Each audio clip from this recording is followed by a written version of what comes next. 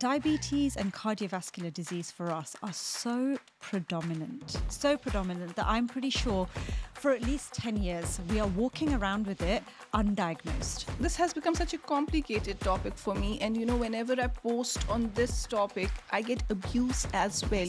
Be surprised. You know how South Asian food is? It's high in carbs, lots of oil, oodles and oodles of oil, lots of sugar, and this has become part of the culture. When we're happy, we're eating. When we're sad, we're eating. Yep. When we're with friends, we're eating, and it's elaborate eating. Don't stop having rice, roti, chapati.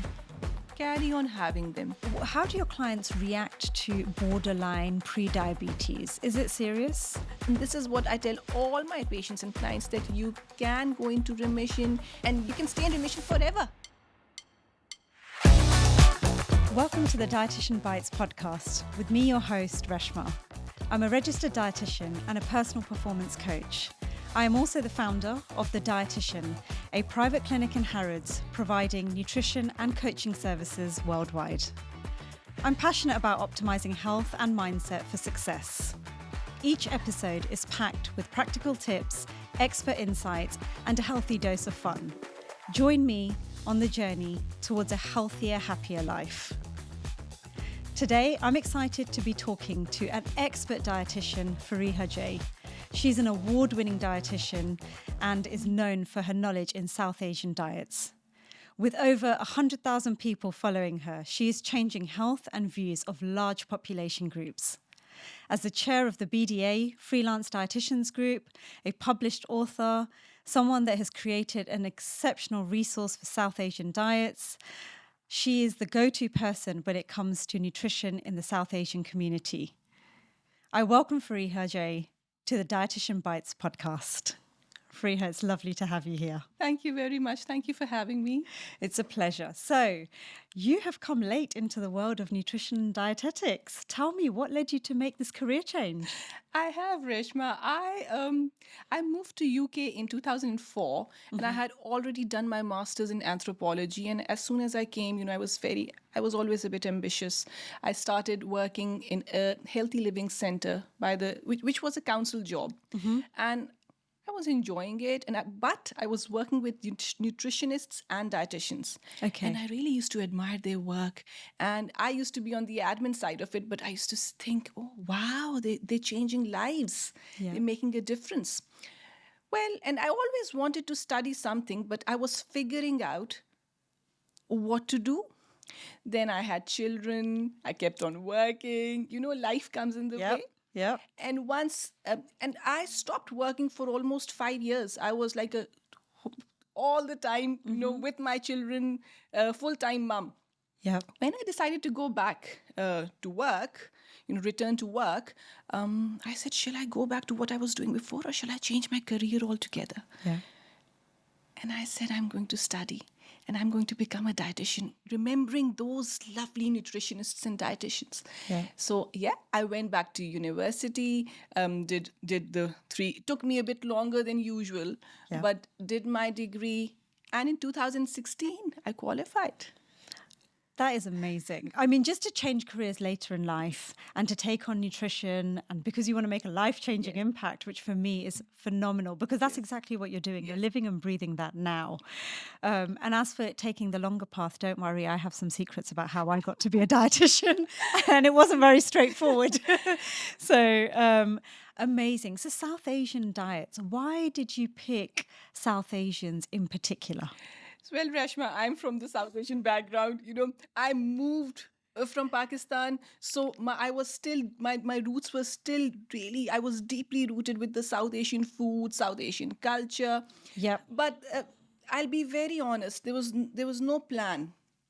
When I qualified in 2016, I really wanted to take a break. Okay. I said I've had enough, and I was that mum guilt you have that I've not spent much time with my children. I said, I'm not going to work at all.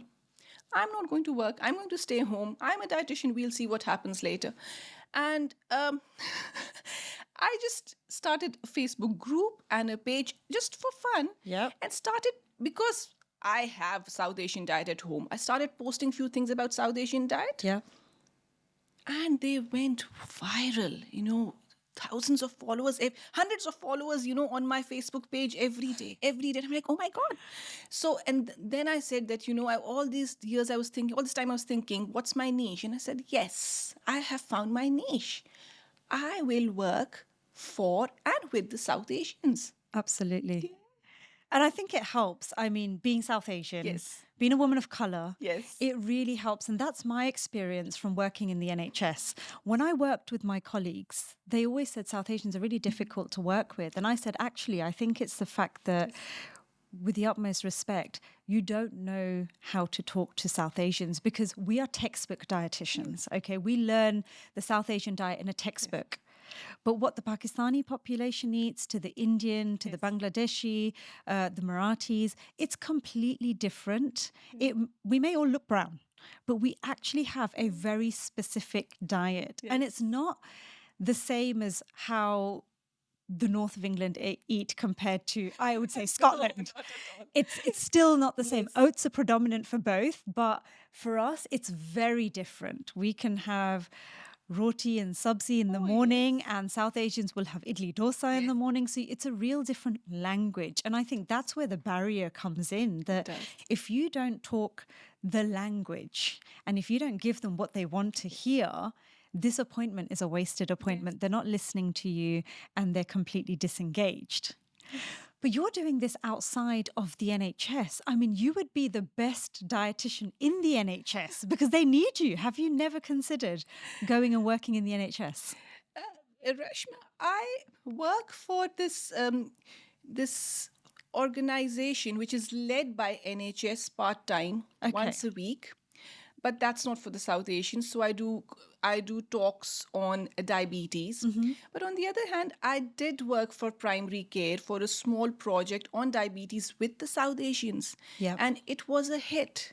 It was, I used to do evening sessions with South Asian communities, and it was during the COVID time. So we had it online. And they loved it because how I used to do it, I used to mix and match it with English and Urdu and Hindi, using names, specific food names. They loved it.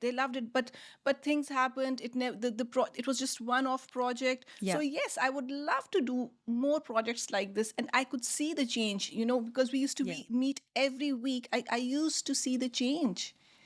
In the participants, in the people. So yes, I would love to. So private practice for me is obviously now home, having my own business and doing that. Now, I don't work with the South Asian community, and that's not because I've avoided working with them. I just don't get many referrals, for example, but I also don't get people volunteering to come and work with me. And I would say one of the main reasons for this is because of price. Do you find that in the South Asian community, it's really difficult to sell healthcare? Like, people don't value it, I feel, as much as they value other things. So 100% Reshma. When you talk about price, I kept this in mind when I was starting my own, when I was starting my business and startup. This was the concern, that what shall the price be so that I can gauge the South Asians. And I've kept, to be honest, my prices are so low, for the consultations, just because I want to reach out to them, and I'm doing it in the comfort of my home. So I said, okay, I'll do that. Even with that, Reshma, I get inboxes, I get messages that you're too expensive. Can you do something about it? So they want to, and once they see the fees, they say, oh no. So I think it's just, they have to value their health, their well-being. They would rather spend lots of money on their clothes and going out on a meal. Meals are extremely, I've noticed over the past few years that, going out, eating out is extremely, it's, it's the important thing for the South Asian communities. They'll spend so much money, but as far as the well-being is concerned, they will just ignore it. So you're absolutely right. And that's what I'm striving for, reaching out to them. So reaching out, but you're doing this. You have 100,000 people plus following you. I mean, I have about 500, and 490 of them are pretty much my family members because you're brown. So you can get your whole family to, help you out there. I admire the way you do it. is it difficult? Do you have a strategy when it comes to social media, or do you just pop on after dinner or after breakfast and think, you know what, the sun's shining, let me give some information to people? This seems really unprofessional when I say this. I don't have a plan at all. And I'll tell you why. I don't plan it at all. And there is a reason for it. Most of the dietitians, when they're posting, they've got schedules. I'll post Yes. this day, that day. And that is, again, to get clients. I'll be very honest with you. I have this burning desire to spread this message of healthy eating and lifestyle among the South Asian communities. So my aim is probably not getting clients, but my aim is to get the message across. So I don't know what I'm going to post tomorrow. I'm out, I see something, I get a question, someone messages me. Okay, let me make it. And if you go through my posts, you'll see that it's not systematic and it's not done very well as well. I'm just put on the video and just make a post, write up something and put it up. So it's all from my heart. I love this. This I need to do more work from my heart and not from my background situations. And this is not good lighting. I'm not recording in this light. Yes. As you can tell, I had to get a whole studio to do this. You've done a great job. There's no way I was going to do this in my bedroom. But I think it's a huge amount of credit goes out to you to capture the ears of people that really need the help. So for me, they really need the help. It's diabetes and cardiovascular disease for us are so predominant, so predominant that I'm pretty sure for at least 10 years, we are walking around with it undiagnosed. And by the time we're getting diagnosed, we're missing the pre-diabetic phase. We're going straight into diabetes, straight onto medication. I feel that when I speak to my clients in the community, they feel like they're on their medication, so everything is fine. But nobody has made any diet changes, any lifestyle changes. They may have reduced their sugar intake a little bit. But apart from that, there is no drastic change that happens because they feel like the medication is controlling it, it's helping, it's working. And when it doesn't work, we'll get another one. Yes. And that's how it is. Yes. How do we educate our population to say, you need a significant change? Like, how do we get that message to them? Reshma, it's incredibly difficult. I must say that. It's not easy. And that's why when I talk about myself and my social media, I'm just thinking that I'm repeating the same message again and again like a drum. But as you're saying, I think this is a very slow process. So we're telling them now, how South Asian food is? It's high in carbs, lots of oil, oodles and oodles of oil, lots of sugar. So, and this has become part of the culture. And if I ask them to have it doesn't go well. It doesn't go well. So what I say is that this is a very slow process, and this is for the parents, the young parents. I'll say to them that now is the chance that we start making a change with our children. So if with our children, the South Asian children, we start making changes, use less sugar, think about our whole meal carbs, or thinking about our sugary foods, only then the change will come. So this generation has to work with the children, and then, so it's the long term we have to think. At present, yes, and once they start, when I discuss it with them and they make changes and they start seeing a change, yes, they follow it. Okay. But on a huge level, in large level, it's really difficult, and that's why I'm with the opinion that children start with the children, and then we can work from there. Okay, let's do some myth busting because you do this day in, day out. So sugar, you mentioned sugar and you mentioned oils. These are number one things that we have in our cooking. Is jaggery or gur better than white sugar or brown sugar for that matter? Yes, Reshma, I get this so much, when I do my consultations.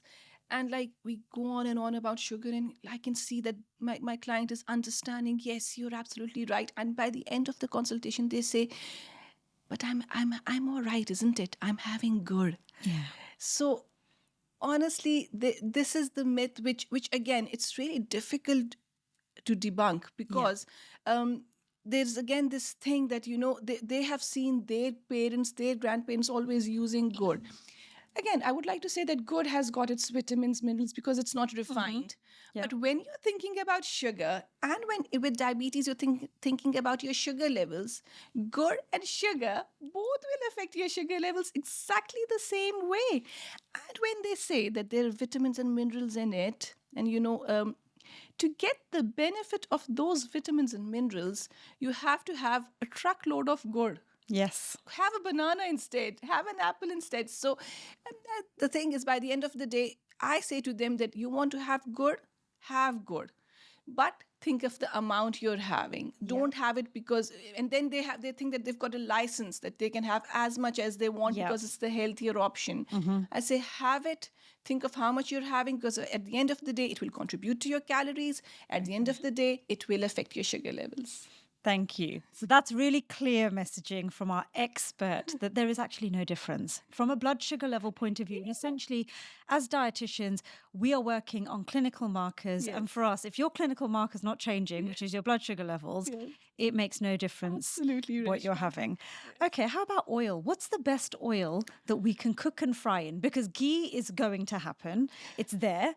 And for me, the story with ghee, and that's clarified butter, is it's healthy for you.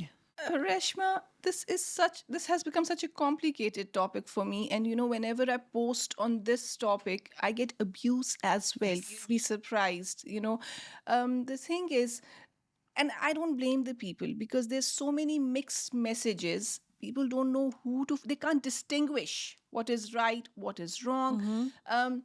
When we talk about healthy fats, we're thinking about monounsaturated and polyunsaturated fats. So that's mostly your oils which are extracted from vegetables, your rapeseed oil, your olive oil. I'm not excluding the palm oil and coconut oil, but you're thinking about the vegetable oils, anything which is extracted from, has a source from animal source, like you're thinking about ghee, butter. Those are saturated fats and they will affect your cholesterol.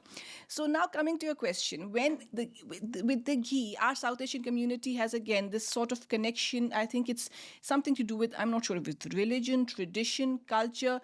When I say to them that that ghee is saturated fat and it will affect your cholesterol, putting you at risk of heart disease and stroke, they're like, oh, so you are selling olive oil, isn't it? You want to sell all, you say you're not with part of our culture.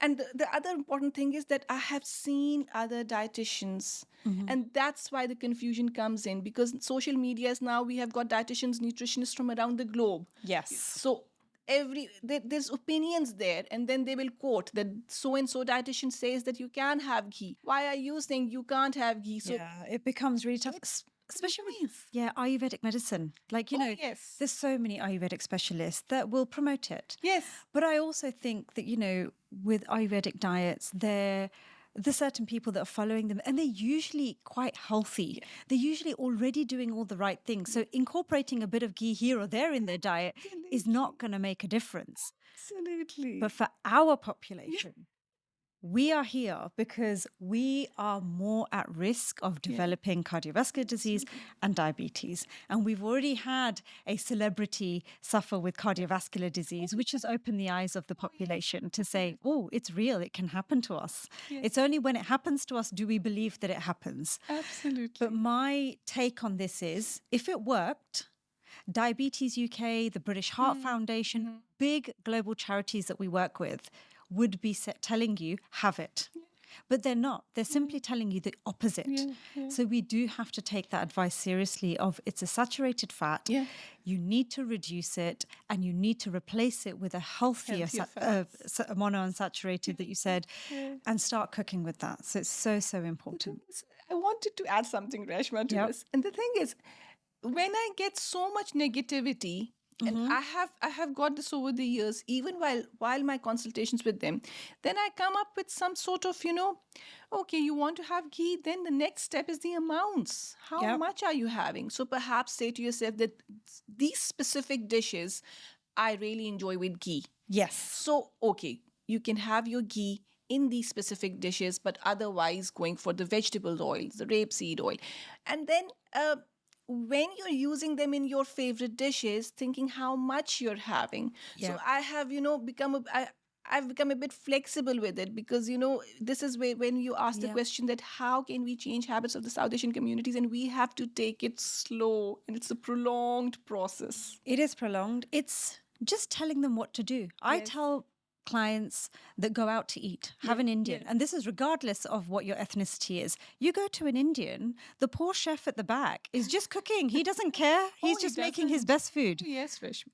I always say, when you place your order, request for no oil in the cooking or limited. You don't want to see it. Or ask for naan without butter or roti without butter. Ask for an extra side of salads. It's okay to do that. You are and that to me is personalized nutrition. It's not what people think personalized is, but we are really personalizing it to what you want. Yes. And sometimes I've taken dishes back and I've said, I'm really sorry. Can you just take the oil out of that? It's a little bit too much for the family. And that for me is so, so important. What do you think about people that are now selling, for example, laddus that are sugar-free? I mean, what on earth is a sugar-free laddu? How can you have any Indian sweets that are sugar-free? Is it worth having sugar-free sweets? Reshma, I will say it really depends. I have got some clients, you'll be surprised, but they would want to have a South Asian dessert every day. Okay. Every day after their meal. So perhaps for someone like that, maybe it works. Okay. But if you're having it on Eid, Diwali, on these special occasions, on weddings, just have them and enjoy them. Yeah. The stress behind that I have to have a sugar-free, and then but maybe because you're thinking that it's sugar-free, you'll have 5 laddus and you're not realizing that how much fat you've consumed. Absolutely. So I think there is this thing as well, this misconception that if it's sugar-free, have you thought about how much fat they've put in it? Because they have to enhance the taste somehow. So they put lots of fat in it. Yeah. So really, I would say that when you talk about this, I'm thinking about it depends from person to person. And I will keep on changing. Many times I do say to my patients that, yes, if you want to go for the sugar-free versions, you can go. But many times I say, oh, please have a good time and enjoy them. There has to be that balance. Yes. And I feel like, people are making some fantastic products, and credit to them to make good products and get them onto the shop floor. But I also think it's misleading everyone. So you're reducing sugar in one place, you're adding fat into it. It's still not clinically moving anything for us. When I sit there as a dietitian, I'm like, yes, you have made some really good changes in your diet, but nothing has moved.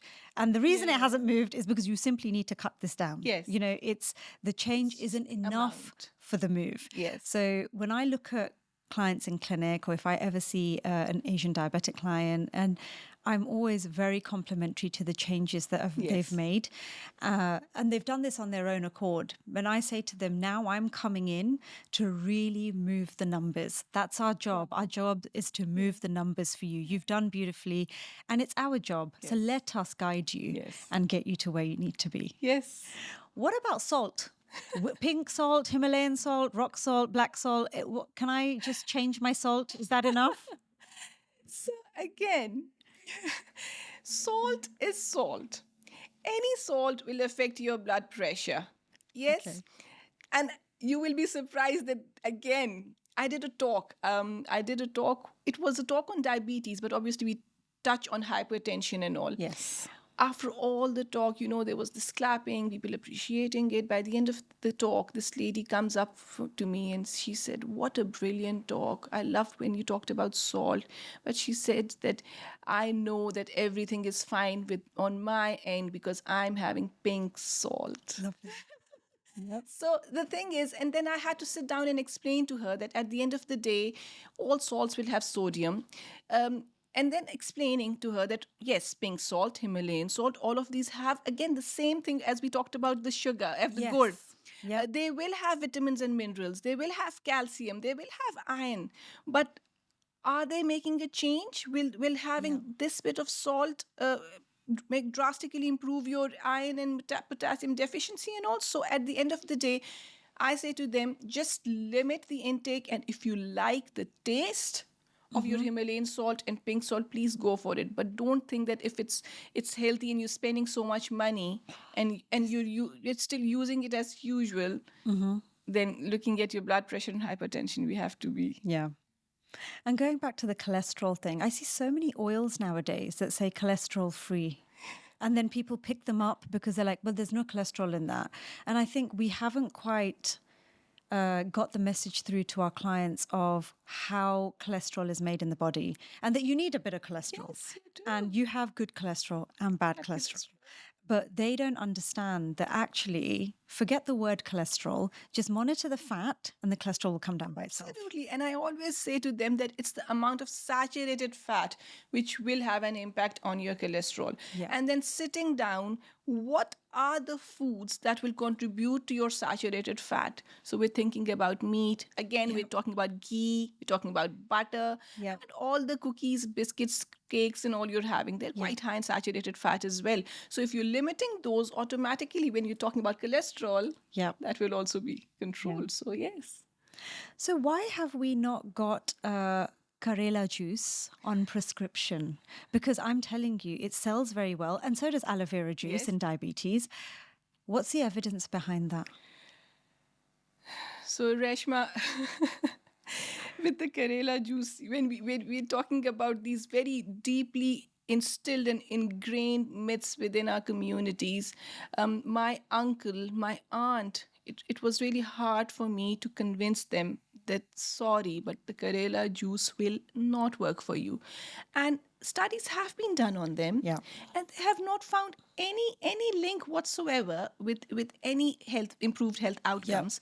There were a few studies, but which showed some positive impact, but they were not very well designed. So if we really want to put Karela juice on prescription, we really need to be thinking that there need to be more clinical trials, more robust studies to confirm that whether Karela juice works or not.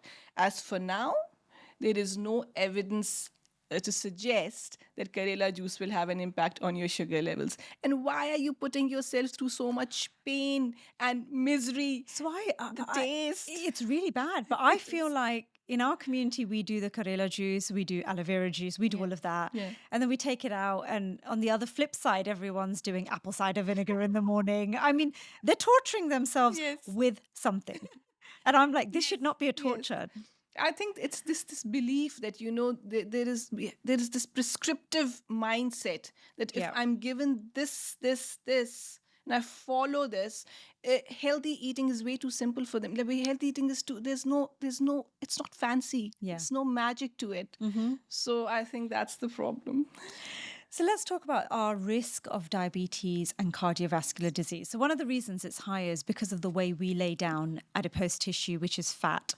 And for us, we mainly do it around our abdomen, the mid area, and that's where our vital organs are. So essentially, we are stopping the insulin getting out. We're becoming more resistant. So we know this in the first generation of Asians that have come here, which are actually our parents.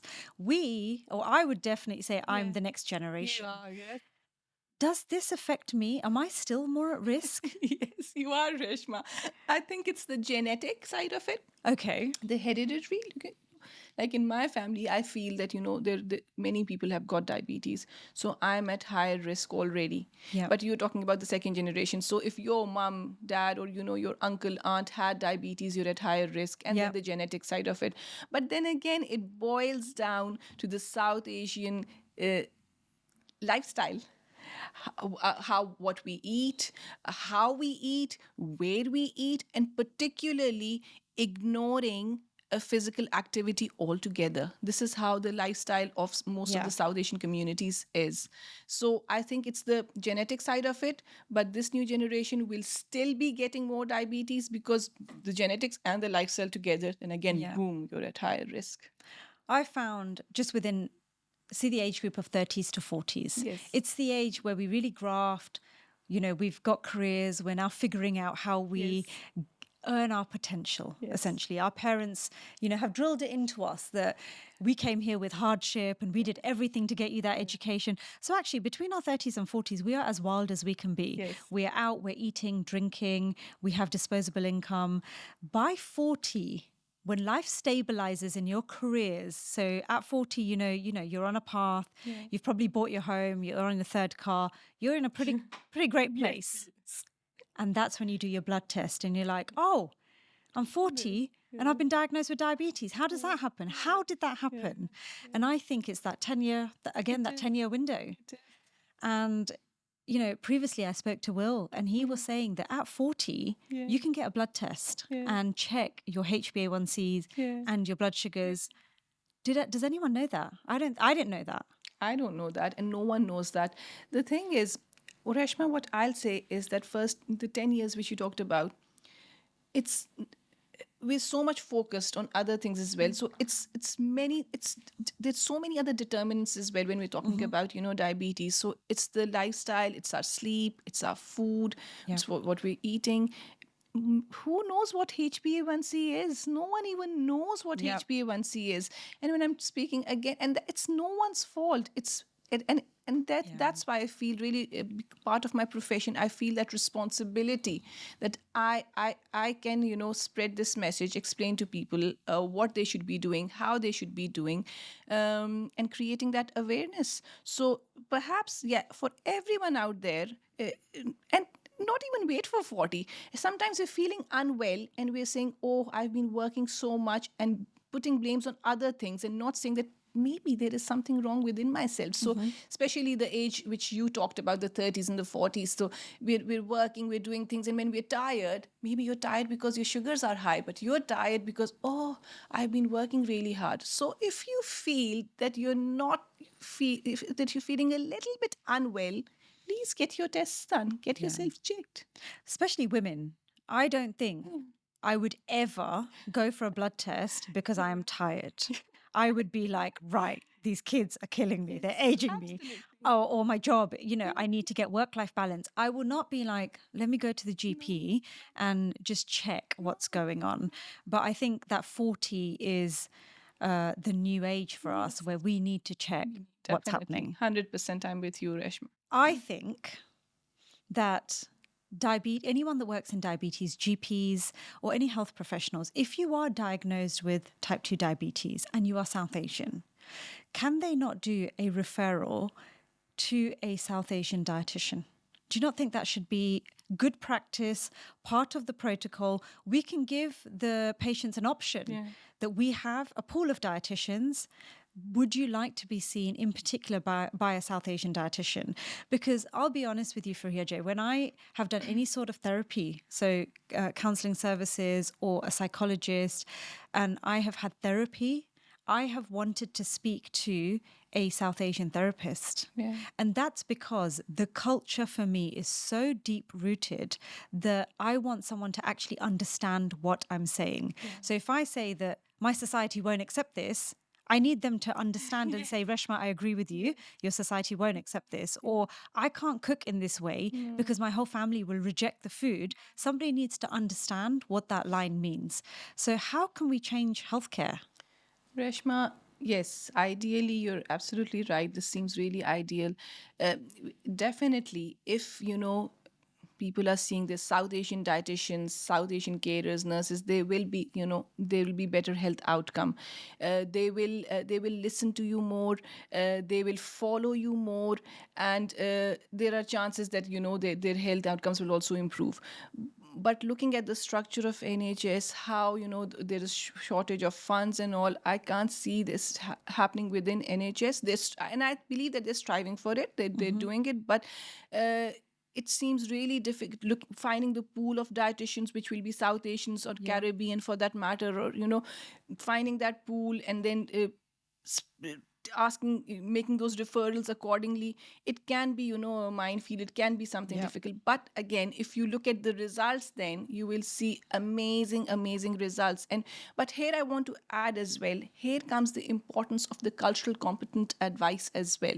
So maybe if you're not even South Asian, I know what you're saying, that that understanding, but many times most of the dietitians do not know nothing about the culture, the foods. So it is about time that, because we are living in such a multicultural society anyway, so we all as dietitians, not necessarily we're talking about South Asians, but all cultures, we as dietitians should equip ourselves. So if we've got a patient or a client, so we can communicate with them according to their culture. But again, So if we take that one step behind, then instead of getting the referral pathway sorted, how about we have intense education for people like sports dietitians? If you want to be a sports dietitian, you need to do the extra hours, you need to take the module, and you need to qualify in it. Could we have something like that for South Asian diets? That if you want to be a specialist, regardless of what your background is, we will put you on an intense training course, because it is intense, to really understand festivals, fasting, different cultural beliefs that we have, the obvious foods and how we make it, how you make a dal, a traditional dal, how you make that and how you adapt that recipe. Could we train potential dietitians that would like to specialize in this? It's a niche. Yes, Reshma, and you're saying this, and I'm seeing that happening, because I have been doing trainings and talks for a group of dietitians, for a group of nutritionists. I've been contacted, and it's sort of a course which I've been doing with them, again online, and I've booked myself. There's many upcoming sessions coming up as well, and different nutritional organizations they have contacted me. So they also understand the need, because whenever they see patients and clients from the South Asian communities, they see that, there is this need, and we want to give that cultural competent advice. So yes, this is something which can be done. Yes, it is happening. And I'll say to you that when I did those sessions, I had such an amazing feedback. And some of the dietitians coming back to me that they had used my pictures, because I shared pictures with them of food. I've developed the South Asian Eatwell guide. So they have been sharing that with their patients. And I got such a positive feedback from those dietitians and nutritionists, said that had we not attended that course, we would not have been able to communicate better with our clients. So yes, this is something which is happening and which should be happening more. I think it's quite an important thing, because we have such saturated areas in England of South Asian community. And, when I've worked in them, I have simply changed my the way I speak. I talk in Gujarati or in Hindi, and I do the full consultation like that, because I find that it helps them. And I'm always telling people that I'm really sorry. I was, literally born and bred here. I don't have very good Gujarati. I don't have good Hindi or Punjabi for that matter, but I will figure it out, and you will know how to fill in the gaps for me. And you know what? It melts them. Usually when you're speaking to people, they're like, I can't believe you're trying this hard. And I always say it, and I'm quite a blunt dietitian. I'm like, well, I'm trying really hard here, so please give me something back. You try as well. Just make these changes so we get some results, okay? Because I have really tried. That's amazing. And usually I think that's how you break the barriers in our society of, I will come to your level and I will help you the best I can. I'll reformulate certain dishes, but you have to do this. So from experience, because you have a lot of this, what's the difficulty with our diet? Why are we not able to change it? So I'll keep going back to the cultural side of it. The cultural has when we're happy, we're eating. When we're sad, we're eating. When we're with friends, we're eating. And it's elaborate eating. It's big meals. It's hearty food, So it is, there are few things like the sugar. I would go back to the portion sizes as well. Okay. Because when I speak to my clients and patients, the thing which I say to them, that if you try and control your portions, you're eating what you want to eat, that will make a big difference. Because South Asian people, they tend to, they have to have a plate full of meat. And usually when we think about there is lack of variety as well. There is only variety with carbs, so they'll have rice, roti, and aloo and potatoes in their Yeah. plate. So there is a variety, but just the Absolutely. variety. So when I speak to them, I'm saying to them that have your, have your carbs. It's okay, but where is the variety? Where are the vegetables? Where is the protein? Where are the healthy fats in it? So I think when we are thinking about changing diets for the South Asian communities, first we're thinking about the portion sizes. Second, we're talking to them about the different variety of varieties. foods. Yep. Thirdly, I would really, it has just come up with me that I think there is this growing culture, and this has I have noticed in my consultations over the years, there's this growing culture of eating out, takeaways, which was when we were kids, this was never the case. Yep. So now this is a growing culture. So this is something which I say to them that you've started it, control it now. Control it now. So every day, every other day, you're getting takeaways and all. This is something which is in your control. So Yeah. I think the message for the South Asian communities, these three things, and you're laughing. And so we're making those changes. And I think it's important to just keep educating people. So even someone like my immediate family members and my mum, when she sees me make Indian, she's like, why are you making just rice or roti? You're meant to make both. And I'm like, two carbs. Like, why do I need both? She goes, that's how we present food. That's how we cook. You make rice and roti. And I'm like, oh, well, I won't be doing that. Just surely on the time. I don't have the time to do that. Smell with it. Aloo usually, because there's some sort of vegetables. And with any vegetable, we'll just mix up the potatoes as well. So there are three types of Carbohydrates by coming. the end of it. And then all our dals have a carb content to them. So we are having predominantly quite a carb-heavy diet. How do we balance that? What do we add? Because I tell my clients and family and friends, if you have rice, don't have plain rice ever. I add dal to it, add some lentil, chickpeas, kidney beans, add vegetables to your rice, add onions or even spinach you can add. So you're naturally reducing the rice content by adding something. The other thing I think we're great at doing is yogurt. We all have yogurt and we make it at home. And I'm always shocked that no Indian, South Asian has actually bought out fermented yogurt on the market, because we've been doing it forever. My mum's been using our boiler room storage cupboards to make her yogurt. And now you buy yogurts, fermented yogurts, for an extortionate price on the shop floor. So I'm telling people, add the yogurt as your protein. You either make it at home and it's good for your gut health, or you buy a really good high protein yogurt. None of this 3 for £1 business. Buy a proper yogurt and have it. What other tips can you give to the community to change their diet, to in particular reduce their carb content? Because people think they need to stop eating rice. Oh, yes. You're right. You don't need to stop. So that's my key message, that please don't stop having rice, roti, chapati. Carry on having them. And the plate method, which we talk about all the time as dietitians, I carry it forward with my South Asian communities as well. I take a plate, I show it to them that, before, when you were having this biryani, full plate of biryani, now you're pushing your biryani to the corner and you're bulking up your meal with vegetables, with dal or with chicken, mutton, fish, whatever you've got, and a bowl of yogurt as you suggested. Then again, the thing is that with vegetables, I have made videos on it, and they have gone viral because I started my video by showing 80 grams of rice, which was in the middle of the plate, and the comments, what's that? How can you will never feel full with that. And I show during the video that how I make some stir fry vegetables with our own desi masalas in it, and I'm mixing those vegetables with my rice, and all of a sudden the rice looks like you've bulked it up. Bulk it up. And that like, I have it, I love it, and that has gone so well. And I've got so much, input, that so many messages that we've tried it, it worked, it's lovely. So again, as you said, that we have to create that awareness all the time, that you're not stopping your starchy carbs, but you're including other things as well, and you're bulking up your meal. And how do your clients react to borderline pre-diabetes? Is it serious? Reshma, there are two types of people.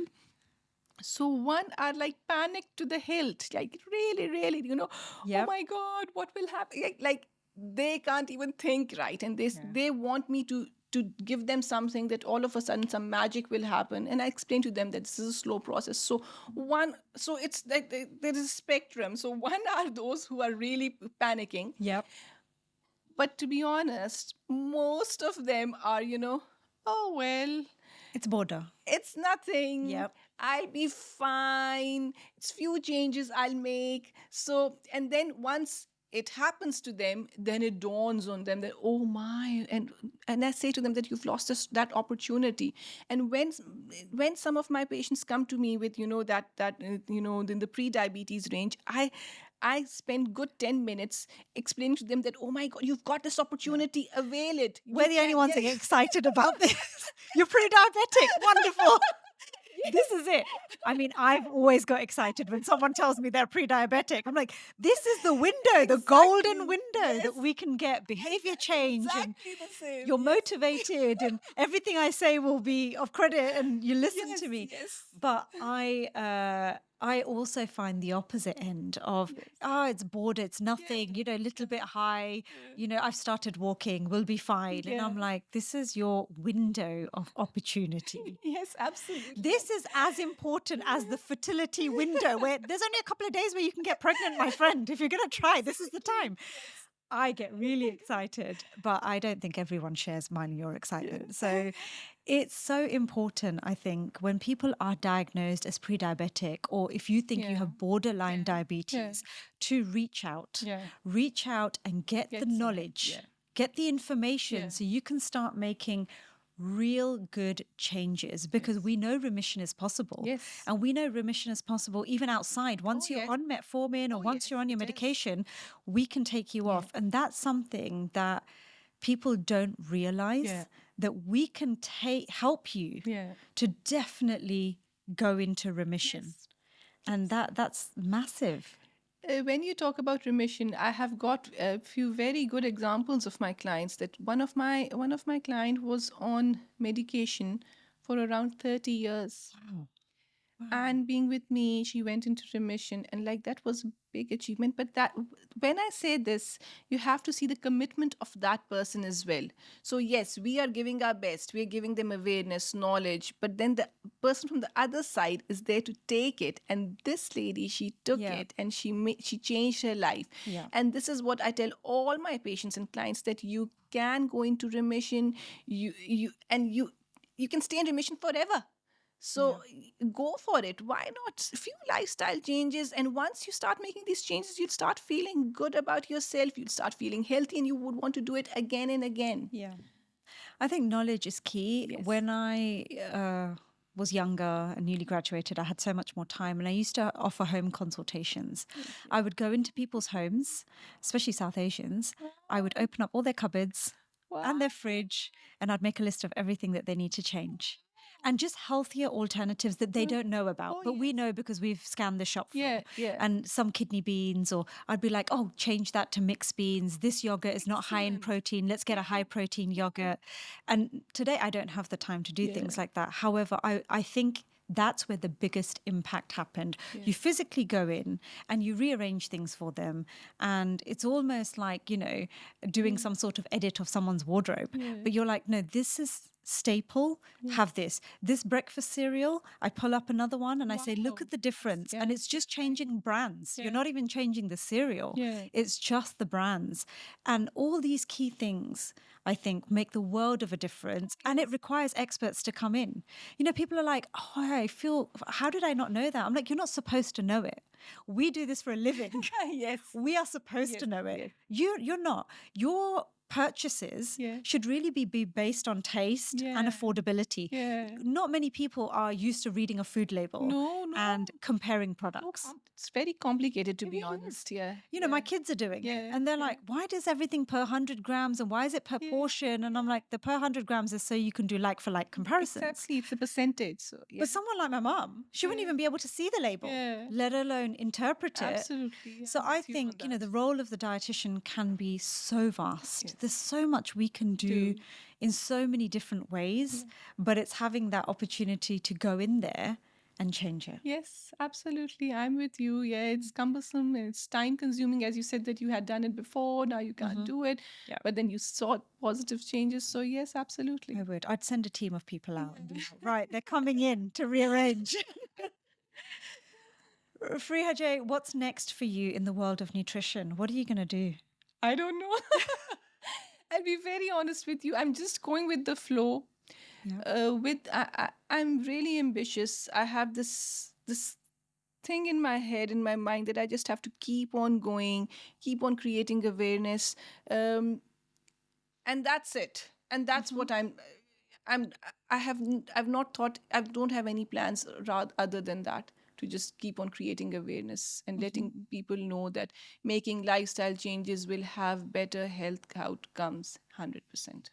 Will you make any or create any books? I would love to. I would honestly, this is my dream desire. I would love to.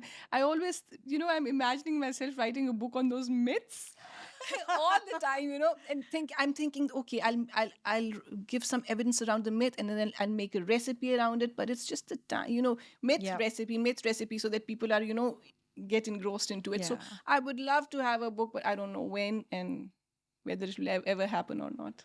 Okay. Before we end, I would obviously love for our audience to be able to follow you, because obviously 100,000 people just doesn't seem like enough at the moment. So where can our listeners find you if they want to work with you or just follow you to get inspiration? So I'm almost on all social media platforms with my name, Fereeha Jay. So you can just type in Fereeha Jay. You'll find me on Instagram. You'll find me on Facebook. You'll find me on Twitter. You'll find me on LinkedIn. You'll find me on YouTube. And you'll find me dancing on TikTok as well. With some beautiful Bollywood music, for sure. Yes. And I always give my listeners an opportunity to ask me a question. So it's important for everyone to get to know each other, especially in our profession. So please fire away. So Reshma, I really admire you for your work and what you do. And whilst I was talking to you before, I was like thinking that this woman is so ambitious. She's so motivated. Honestly, these are the things which came in my head. And I wanted to ask you that what's the impetus behind all this? How? I don't know. I think it's, when you say motivation, I laugh because there are some mornings where I'm in bed at 10 o'clock and I'm like, I really need to get out. Like, I need to get up and do something with my life. But sometimes you just don't have the motivation. I'm going to put it down to my mindset. Where I least expect to be, I'm found. And where I least expect to find a business opportunity, I find it. And I guess for me, that boils down to the power of manifestation and goal setting, which I firmly believe in, and I get all my clients to do it. So I say to them, think about all the possibilities that are there and write them down, because once you've written them down, they almost become real and you start attracting them unknowingly. So the way you attract it is you see it.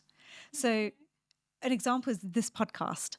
I did write it down. I want to start a podcast. And then I started taking steps towards, how will I do it? Who's doing it? Who's doing it well? How do I want it to look? And I made it really visual. And for me, that's what motivates me. It's the fact that I write things down as I go along. And I don't do this in January. I do it all the time, everywhere I go. I write things down. So even asking you is like, are you going to create a book? What's your next book about? In my head, what my head is thinking is, I want to create the book. I want to write the book. And I want to know if someone else is doing it that I could work with, pair up with. And that's where my motivation comes from. It's just that mindset that I try and get my clients into all the time, that think about who you want to aspire to be like, or what you want to look like and how you want to be. And I say look like in not the aesthetic form, more like, that persona that you want to go for, and then work towards that. And that's my motivation. I'm really impressed. So well done to you. Thank you so much, Fereeha. It's been an honor to have you. It really has, because to have such a busy lady who's capturing so many people in my room today, I feel privileged to be able to talk to you and inspire people to make that change. So thank you for your time, and I can't wait to have you back. Thank you. Thank you.